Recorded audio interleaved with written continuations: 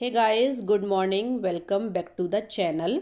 तो आज के इस ब्लॉग में आप लोगों के साथ अपना कुछ पैकिंग, शॉपिंग और कुछ स्नैक्स शेयर करूंगी। और ये जो मैं ब्लॉग शेयर कर रही हूँ ये 3-4 दिन का मिलाकर है, क्योंकि इंडिया जाना है तो पैकिंग शॉपिंग चल रही है। तो मैं जो थोड़ा थोड़ा इन 3-4 दिन में रिकॉर्ड किया उसको एक साथ मैंने क्लब कर दिया है। तो व्लॉग की स्टार्टिंग मैं कर रही हूँ अपने जो पैकिंग आइडियाज़ हैं, जैसे हम ट्रैवलिंग बैग्स पैक करते हो उसके कुछ आइडियाज़ मैं आप लोगों के साथ शेयर करूँगी। और साथ में अपने लड्डू गोपाल जी के इन्हीं दिनों में मैंने जो संध्या आरती करी है उसके भी दर्शन कराऊंगी, थोड़ी कुछ स्पिरिचुअल बातें भी करूँगी। तो चलिए व्लॉग को स्टार्ट करते हैं। और हाँ, इन्हीं दिनों में मैंने बेसन पोहा कटलेट बनाया था, वो भी आप लोगों के साथ शेयर करूँगी। तो बस अब फटाफट से व्लॉग को स्टार्ट कर लेते हैं। तो ये है मेरा एक ट्रैवलिंग चेक इन बैग, जिसको कि मैंने इस तरीके से लगाया है। तो मेरे पास कुछ इस तरीके के जिप लॉक्स थे, मतलब ये एक्चुअली मैंने ख़रीदे नहीं है, ये किसी और चीज़ के हैं जिनको कि मैंने संभाल के रखा हुआ था। तो इस जिप लॉक में मैंने रखे हैं यतका के नाइट सूट। तो मैंने इस तरीके से यतका, भव और अपने नाइट सूट अलग अलग जिप लॉक में पैक कर दिए हैं, क्योंकि इंडिया जाते ही सबसे पहले नाइट सूट की ज़रूरत पड़ेगी। और मेरा ये मानना है कि अगर मैं एक साथ लेयरिंग में इनको लगा दूंगी तो हो सकता है सर्च करने में वहाँ पर जाके थोड़ी प्रॉब्लम हो सकती है, क्योंकि मेरे भाई की मैरिज है। तो शादी में वैसे भी घरों में बहुत काम होता है, तो बस जब यतका को नाइट सूट पहनना होगा तो मैं ये बंडल निकाल लूँगी। और इसी तरीके से मैंने भव और अपना भी बना लिया है। इन द सेम वे मैंने यतका का एक और ऐसा बैग बना लिया है जिसमें मैंने आने जाने की कुछ casual top, shorts, legging, skirts इस तरीके से रख ली हैं। तो इस तरीके से मैंने सेपरेट कर दिया है ताकि मेरे को वहाँ पे इजी रहेगा निकालना। जब नाइट सूट पहनाना होगा तब नाइट सूट वाला बैग ओपन कर दूँगी, और जब कुछ आने जाने का पहनाना होगा तब आने जाने वाला बैग ओपन कर दूँगी। इन द सेम वे जो यतका की फैंसी फ्रॉक और लहंगे हैं उनको एक सेपरेट बैग में मैंने पैक कर दिया है। तो अगर कहीं पे कुछ पार्टी वगैरह होगी तो बस ये वाला बैग मैं ओपन कर दूंगी। तो इस तरीके से मैंने बैग्स में डिवाइड करके बच्चों के और अपने कपड़े इस तरीके से सेग्रीगेट कर दिए हैं। एंड कोई भी बैग मैंने परचेज नहीं किया है, ये सब मेरे पास घर में रखे हुए थे। तो ये वाला जो सेक्शन है ये ऑलमोस्ट यतका का पैक हो गया है। किसी बैग में नाइट सूट है, किसी में फैंसी फ्रॉक्स हैं।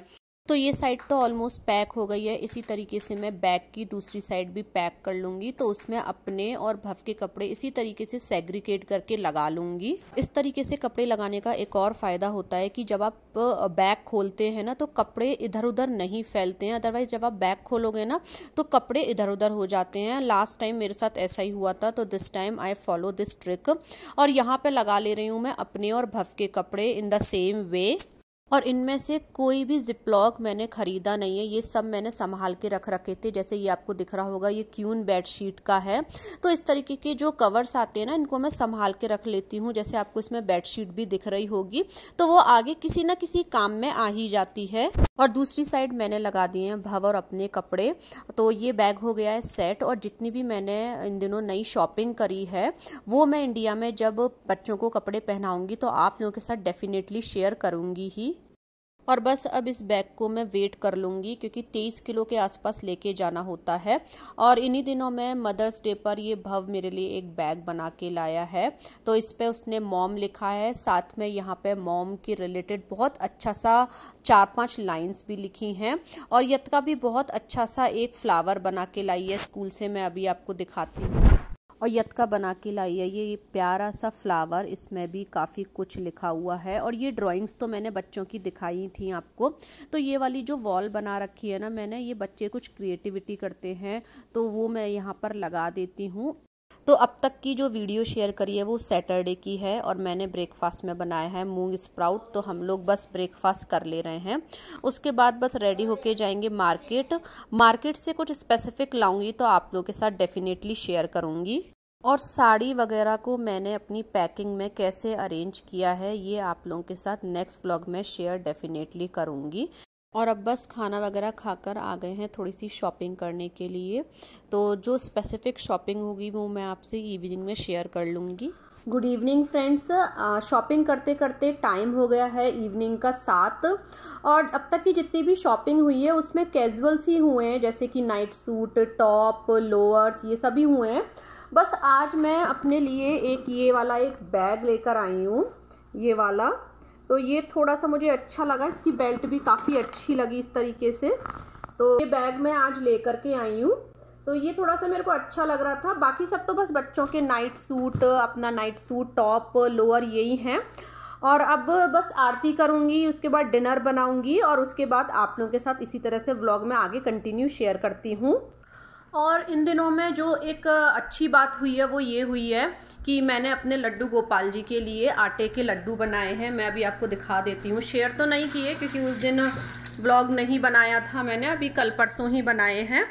तो शायद आज सैटरडे है, मैंने फ्राइडे में बनाए थे, ये फ्राइडे मॉर्निंग।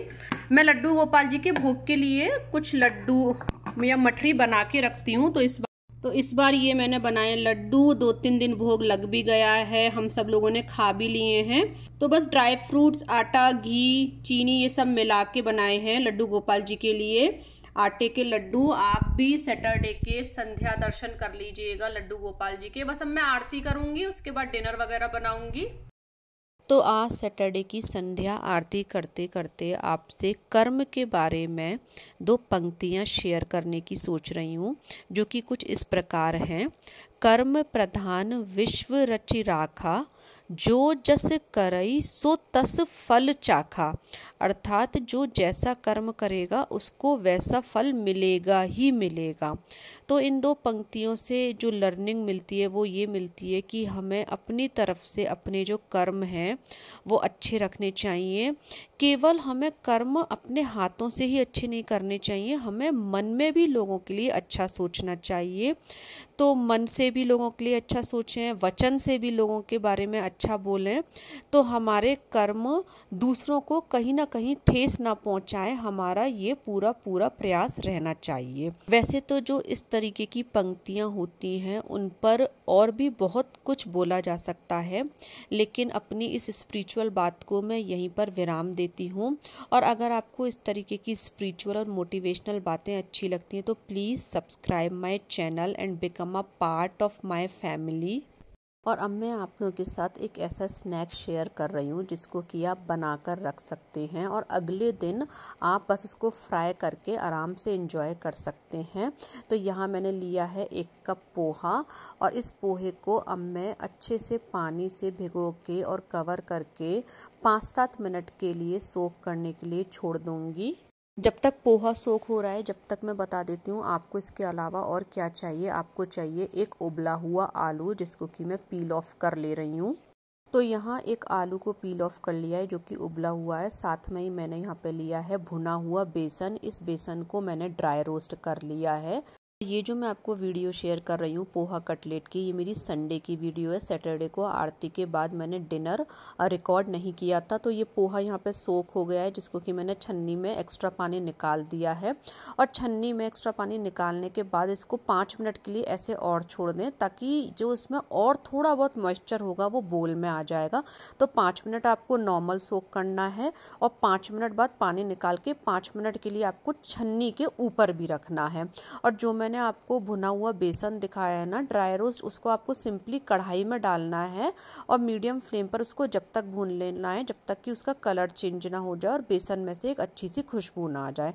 तो यहाँ पर हमारा पोहा भी रेडी हो गया है, उबला हुआ आलू भी रेडी है और हमारा भुना हुआ बेसन भी यहाँ पर रेडी है। और बेसन को भूनते वक्त घी या तेल कुछ भी नहीं डालना है, सिर्फ उसको ड्राई रोस्ट भूनना है। तो ये सोक किया हुआ जो पोहा है इसको मैंने डाल दिया है एक बोल में, और मैंने एक महीन वाला ग्रेटर ले लिया है। इसकी हेल्प से ये जो आलू है इसको मैं पूरा इस पोहे के अंदर ही ग्रेट कर लूँगी। बाइंडिंग के लिए मैं इसमें डाल दे रही हूँ 4 से 5 चम्मच भुना हुआ बेसन, और उसके बाद मैं इसमें डालूँगी थोड़ी सी बारीक कटी हुई अनियन। अगर आप अनियन नहीं खाते हैं तो आप इसको स्किप भी कर सकते हैं। और अब इसमें मैं डाल दूंगी कुछ रेगुलर मसाले जैसे नमक, मिर्च, हींग, हल्दी, गरम मसाला, सूखा धनिया पाउडर, जीरा पाउडर, लाल मिर्च पाउडर। आप चाहें तो इसी टाइम पे इसमें हरी मिर्च भी डाल सकते हैं और हरा धनिया भी डाल सकते हैं। सभी मसाले मैं इसमें डाल दे रही हूँ। खट्टेपन के लिए मैं इसमें डालूंगी थोड़ी सी खटाई, आप चाहें तो नींबू का रस भी डाल सकते हैं। बोल छोटा पड़ रहा था तो मैंने इसको एक बड़े मिक्सिंग बोल में ट्रांसफ़र कर लिया है। इन सब चीज़ों को अच्छे से मिक्स कर लेंगे। सभी चीज़ों को अच्छे से मिक्स कर दिया है। और अभी तो बच्चों को भूख नहीं है, तो इतना तैयारी करके मैं इसको कवर कर दूंगी इस डो को। और जब बच्चों को 3-4 बजे भूख लगेगी तब मैं उनके लिए गर्मा गर्म इसके कटलेट बना दूंगी। तो इस वाले कटलेट की सबसे अच्छी बात यह है कि आप इसको अगर रात में बनाएं तो सुबह बच्चों के लिए बना सकते हैं, और जैसे मैंने इसकी तैयारी सुबह करी है तो बच्चों के लिए शाम को मैं इसको बना दूंगी। तो आप इसको इस तरीके से बना के रख सकते हैं और बच्चों को सुबह टिफ़िन में भी दे सकते हैं। जैसा कि मैंने आपको बताया कि ये जो रिकॉर्डिंग है पोहा कटलेट की, ये मैं संडे में कर रही हूँ। तो एक्चुअली संडे को मैंने बहुत ज़्यादा कुछ रिकॉर्ड नहीं किया, क्योंकि हमारे एक फैमिली फ्रेंड हैं, उनकी फिंगर की आज एक सर्जरी हुई थी। तो विवेक पूरा दिन ऑलमोस्ट हॉस्पिटल में ही रहे थे, और खाने में भी मैंने सिंपल से दाल चावल बनाए थे। तो बस थोड़ा मैं भव के लिए कॉस्को से नाइट सूट लाई थी, तो इसको यहाँ पे पहना के देख लूँगी कि इसके सही आ रहे हैं या नहीं आ रहे हैं।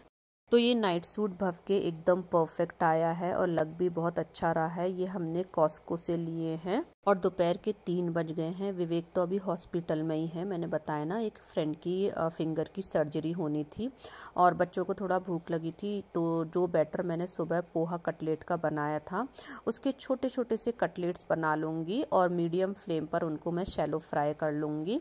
तो कटलेट बनाते वक्त बस आपको एक ही बात का ध्यान रखना है कि हाथों को थोड़ा सा ऑयल से ग्रीस कर लीजिएगा और उसको इस तरीके से गोल गोल शेप दे दीजिएगा। मेक श्योर जो इसके कॉर्नर्स हो ना कटलेट्स के, वो क्रैक ना हो, उनको आप फिंगर और हैंड की हेल्प से अच्छे से ना स्मूदन कर दीजिएगा। और बस इसको फिर मीडियम फ्लेम पर आप सेक लीजिएगा।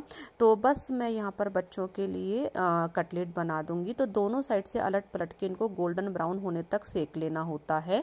तो दोनों ही बच्चों के लिए कटलेट मैंने सर्व कर दिए हैं, साथ साथ में पैकिंग भी चल रही है।